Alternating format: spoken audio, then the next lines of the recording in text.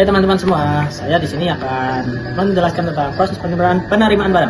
Kalian tahu tidak penerimaan barang itu apa? Penerimaan barang itu adalah fungsi untuk memeriksa barang yang dikirim ke perusahaan, baik yang datang sebagai stok baru atau sebagai persediaan. Ini termasuk memeriksa kualitas, kondisi, dan kuantitas barang yang masuk, dan mengalokasikannya ke suatu tempat di gudang.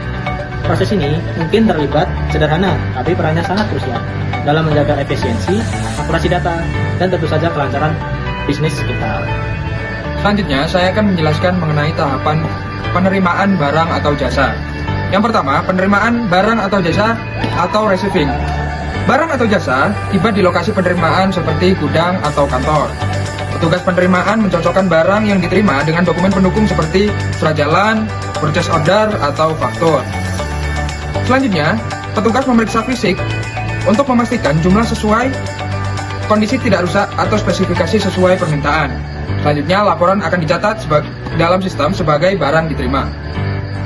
Selanjutnya, ada pemeriksaan kualitas dan kuantitas, di mana pemeriksaan akan dilaksanakan oleh pihak yang berwenang seperti quality control atau user terkait, yang dimana pemeriksaan yang bersifat seperti fungsi dan kualitas dari pemesanan. Yang selanjutnya, yang ketiga, dan penerimaan resmi. Jika barang atau jasa sesuai dengan kesepakatan, maka dilakukan formal acceptance atau penerimaan barang secara formal. Apabila sudah sesuai dengan kesepakatan, maka akan diberikan seperti nota atau berita acara untuk memvalidasi atau memverifikasi bahwa pesanan sudah diterima oleh pemesan. Selanjutnya, tindak lanjut jika tidak sesuai. Jika barang atau jasa tidak sesuai, maka akan dilakukannya penolakan, return barang, permintaan penggantian atau perbaikan. Mengapa kita perlu melakukan proses ini secara mendalam? Ada beberapa alasan utama, yaitu mencegah kerugian. Bayangkan, jika kita menerima barang yang tidak sesuai, lalu tidak menyadarinya sampai barang itu dibutuhkan kerugian waktu, biaya, dan bahkan potensi hilangnya pelanggan bisa terjadi.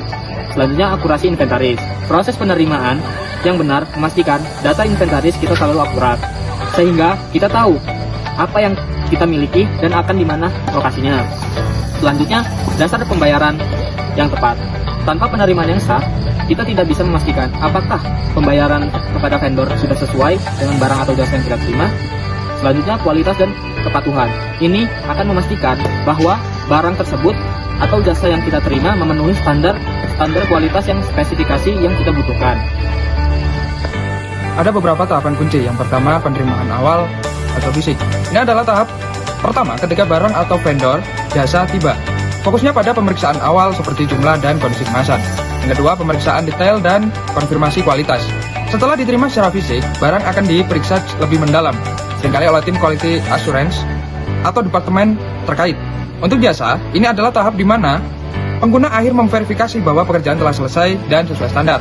Yang ketiga, penerimaan resmi dan dokumentasi.